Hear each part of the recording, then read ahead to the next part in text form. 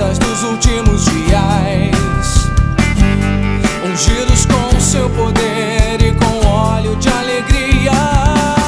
Extravagante ao meu coração e alegremente eu adoro a ti. Em tua presença eu quero dançar, louvando a ti. Extravagante ao meu coração e alegremente eu adoro a ti. Em tua presença eu quero dançar, louvando a ti.